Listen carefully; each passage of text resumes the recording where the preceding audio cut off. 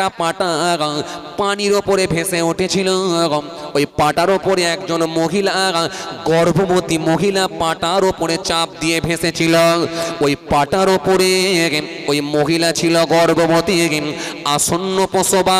ওই মহিলা যখন ওই তক্তার ওপরে সন্তান প্রসব করলো, আর আপনি আমাকে অর্ডার করলেন যাও যাও সন্তানটাকে যত্নের সঙ্গে তক্তার ওপরে শুইয়ে দিয়ে, আর ওই মেয়েটার জানটা বের করে নিয়ে এস।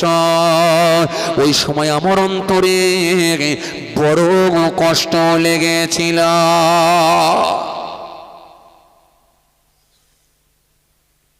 আল্লাহ, ওই একটা কষ্ট আমার হয়েছিল। আল্লাহ বলে তারপরে তো আমি আর জানিনি, তারপরে আমি আর জানিনি, আপনি আমাকে আর জানতে দেননি। তো ওই সময়টা আমার কষ্ট লাগার কারণ একটাই, সেটা কি, যে মেয়েটি যদি না বাঁচে নিশ্চিতভাবে তার বাচ্চা বাঁচতে পারবে না।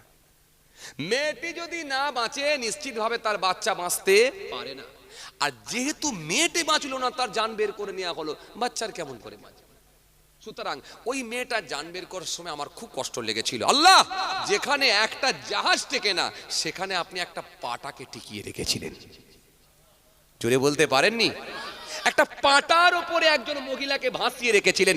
এটাই হলো আপনার কুদরতি ক্ষমতা। কিন্তু ওই মহিলা ওখানে সন্তান প্রসব করলো, কিন্তু মহিলার জান বের করলাম, আমার খুব কষ্ট লেগেছিল। বাচ্চাটা মনে হয় আর বাঁচবে না, না জানি সমুদ্র ঢেউয়ে সেও মনে হয় পানির নিচে চলে যাবে। আল্লাহ সেই সময় বলেছিলেন, হে আজরাইল, এরপরে কি হলো বলো। হযরত আজরাইল ফেরেশতা বলেছিলেন, ও আমার আল্লাহ, এরপরে আমি জানি না কি ঘটনা ঘটেছিল, আমার জানা নাই। এরপরে কিন্তু আমি আর বলতে পারবো না। আমার আল্লাহ সেই সময় বললেন, ও আজরাইল ফেরেশতা শুনে রেখে দেখো, ওই মেয়েটির জানখানা বের করে নিয়েছিলেন, বাচ্চাটিকে তক্তার ওপরে ছেড়ে দিয়েছিলেন। তক্তার ওপরে আমি আল্লাহ তাকে বাঁচিয়ে রেখেছিলাম। ওই তক্তার ওপরে সমুদ্র ঢেউয়ে একবার ডান দিকে কাগাত, বাঁ দিকে কাগাত, কিন্তু আমি আল্লাহর হুকুম সবাই মানে। ওই তক্তাও আমার হুকুম মানে, সমুদ্র ঢেউ আমার হুকুম মানে। কিন্তু আমার অর্ডার ছিল বাচ্চা নড়বে, দুলবে, হিলবে, কিন্তু বাচ্চা পানির নিচে যাবে না। জোরে হয় না? আরো জোরে বলো।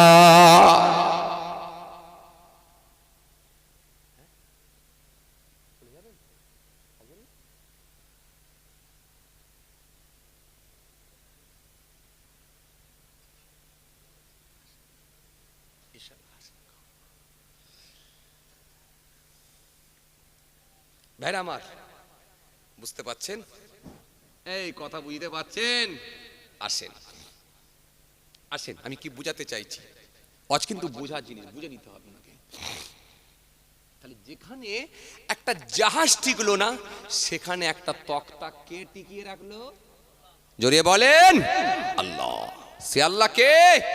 লা তাখুযুহু সিনাতুন ওয়ালা নাওম। সে আল্লাহ কে? নাহনু আকরাবু ইলাইহি মিন হাবলিল ওয়ারিদ। সে আল্লাহ কে? সায়াকুলু সুফাহা মিনান নাসি মা ওয়াল্লাহুম আও কিবলাতিহিম আল্লাতী কানু আলাইহা কুল লিল্লাহিল মাশরিক ওয়াল মাগরিব। সে আল্লাহ কে?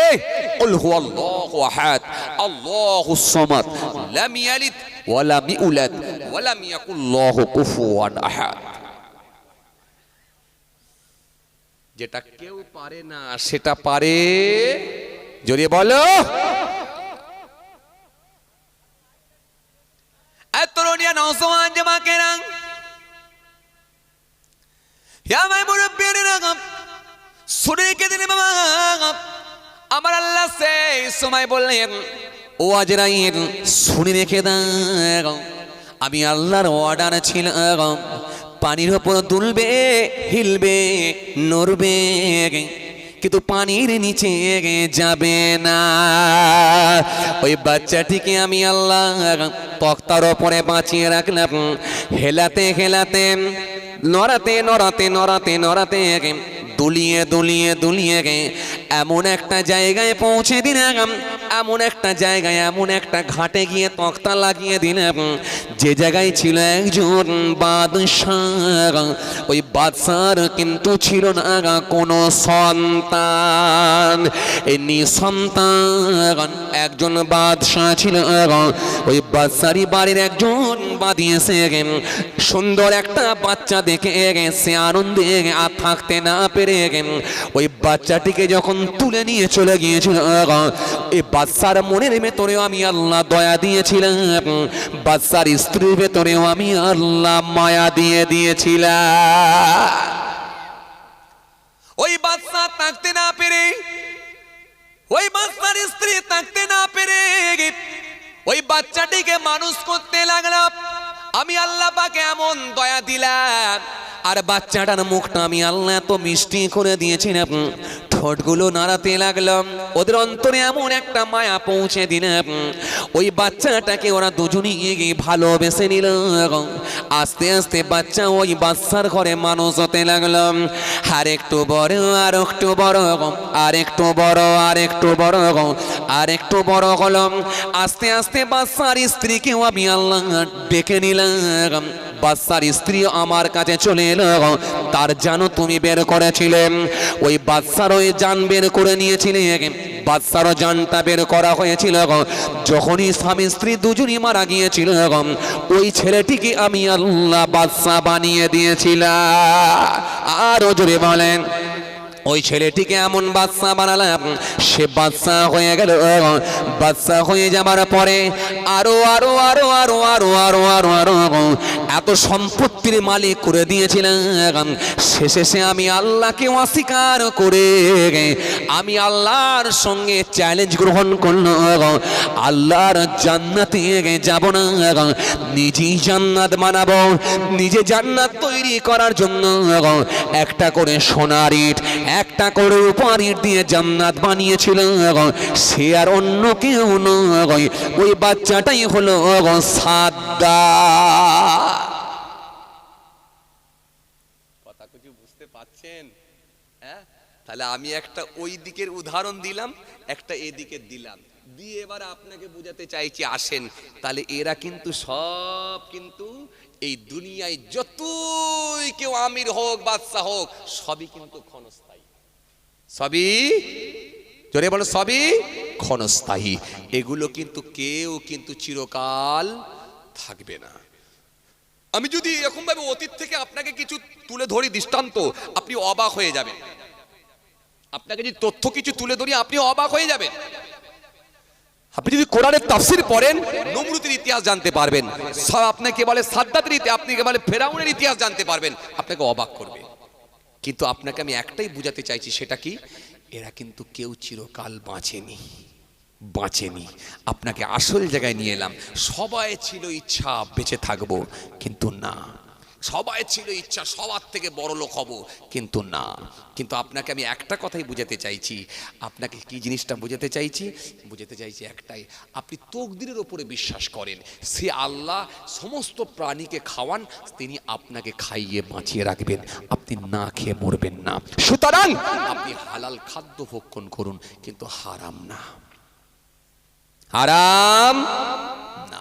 হারাম জিনিস যেন পেটে না চলে যায়।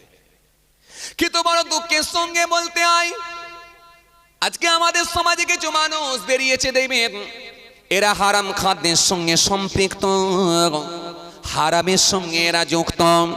এজন্য আমার নবী সুন্দর করে বললেন, হাদিস পাকের মধ্যে জানিয়েছেন, ইয়াতি আলান নাসি জামান লা ইউবালুল মার'উ মা খাযা মিনহুম আমিনাল হালাল আমিনাল হারাম। আল্লাহ নবী সুন্দর করে বললেন, অতি সত্বর মানুষের সম্মুখে এমন একটা জামানা আসবে, কেউ কারোর পরোয়াও করবে না, মানামানি জিনিসটাও থাকবে না, বড় ছোট মানামানি থাকবে না, শিক্ষক আর গুরুর মানামানি থাকবে না, উস্তাদ আর ছাত্রর মানামানি থাকবে না, বড় ছোট মানামানি থাকবে না। খালি একটাই কথা চলবে, যে কোনো উপায়ে ঝেড়ে ঝুড়ে নিয়ে বড় লোক হতে হবে, কথা ঠিক কি না? নবী হাদিস দিয়ে গেলেন, সেই সময়টা কি আমাদের মধ্যে চলছে? সেই সময়টা কি এসে গেছে? না বাকি আছে, না এসে গেছে? হ্যাঁ এসে গেছে, তাহলে মিলে যাচ্ছে, তাই তো?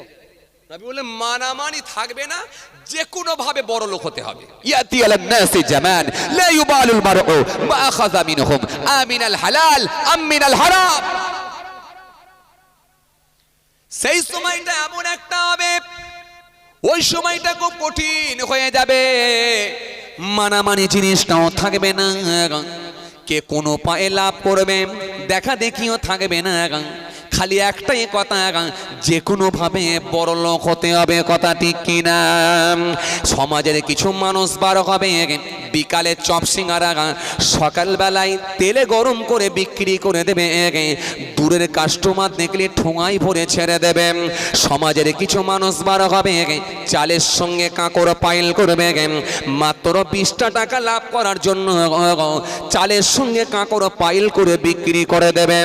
সমাজের কিছু মানুষ বার হবে, সমাজের কিছু মানুষ বার হবে পেট্রোলের সঙ্গে কেরোসিন পাইল করে দেবে, দূরের কাস্টমার দেখলি তার ট্যাঙ্কে ভরে কার্বোটা জাম করে দেবে 20টা টাকা লাভের জন্য। সমাজের কিছু মানুষ বার হবে ভালো বেগুনের সঙ্গে কানা বেগুন পাইল করে দেবে, আর দূরের কাস্টমার দেখলি বুড়ো কাস্টমার দেখলি ভালো বেগুন বলে তার ব্যাগেতে ঢুকিয়ে দেবে। সমাজের কিছু মাছ বিক্রেতা বার হবে বেলা 11:15টার সময়, বেলা 12:30টার সময় টাটকা মাছের রক্ত নিয়ে দেখবে পচা মাছের গায়ে লাগাবে, খালি বলবে এখন টাটকা কাটছি আর রক্ত বেরোচ্ছে বলে চালিয়ে দেবে। আমি রসুল বলি হালাল হারাম বলে তাদের কাছে আর দেখা দেখি থাকবে না।